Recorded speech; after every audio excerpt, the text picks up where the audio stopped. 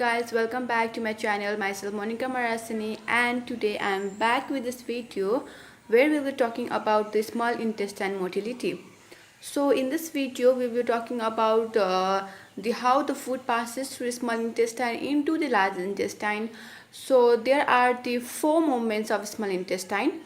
I'm not going to talk about other things, introduction of small intestine and other information, because today we are just focusing on the physiology of the motility of small intestine. We all know small intestine is for the digestion and absorption of nutrients. It also allows for mixing of the enzymes and other secretions from pancreas and gallbladders.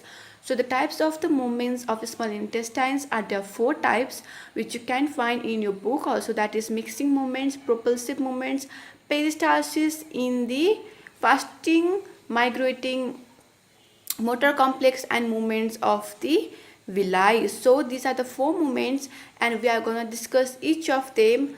Okay, so let's get started. So now we are moving to the next step, that is the mixing moment. Okay, so there are four different moments that will occur in the small intestine for the passes of the food, and from there today we will be discussing about the mixing moment. Right now, mixing moment in the first moment, which consists of two another parts, that is segmentation, and another one is the pendular movement. Segmentations and the pendular movement. Okay, so the segmentation, okay, the first thing, what is segmentation and what is it about is, so whenever the food is passing from the stomach, when the food is passing from the stomach, okay, it has to go in the intestine. It is in the very large form, like it is like proteins. We are having proteins in a larger form, bulkier form, which is not easily absorbable by our small intestine, which cannot be absorbed by the small intestine, which cannot be easily absorbed by the large intestine. So it has to be broken down. It has to be broken down to simpler form, which can be easily absorbed by our body. Okay, but in the stomach we have the larger form of carbohydrates, fats, and proteins. Okay, like the polysaccharide forms, and proteins in the larger form, so that is not easily absorbed. So because of that thing, from the stomach, when the food comes in the small intestine, so now segmentation starts. Okay, segmentation helps. What is the main and the sole purpose of segmentation is that it helps in mixing of the chyme, okay, of the chyme with the enzyme of liver, pancreas, and bile. Okay, it helps in mixing of all the food particles with the pancreatic enzymes, liver enzymes, and bile, so that it is broken down into simpler forms and thus can easily absorbed by our small intestine and large intestine, and through it can go in our blood, in our circulation, to our various parts for different metabolic functions.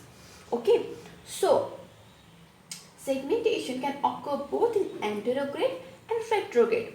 So this is the picture. Okay, so anterograde means towards the anus. Okay, so anterograde means anus. Okay, and retrograde means towards the oral side. So why it occurs in both the way is, suppose when you are mixing anything, when you are about to make a dough, when you are mixing different food material, you use your both hands when you mixture from all the sides in this way. Okay, so that everything comes in contact with each other. So in stomach also, all the digestive enzymes has to come in contact with the all food particles, and all the food particles will get equal time to get contact. All these times will get equal time to get contact with the digestive enzymes, in contact with the small intestine, so it can be absorbed properly. So in both retrograde and anterograde position, okay, retrograde and anterograde position, there occurs the segmentation. Okay, and during the segmentation, small intestine looks like the chain of sausages. Okay, it helps to chop the chain many times. Okay, it can segmentation can also be called as a regular rhythmic contraction, and the one that is bulging.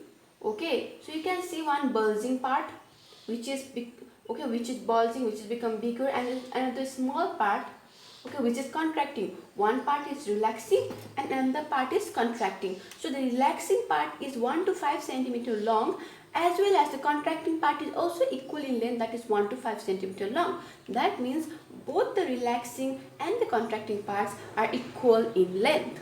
Okay, so now this was about the general introduction of segmentation. I have not gone up to the mechanism, which is very easy about segmentation.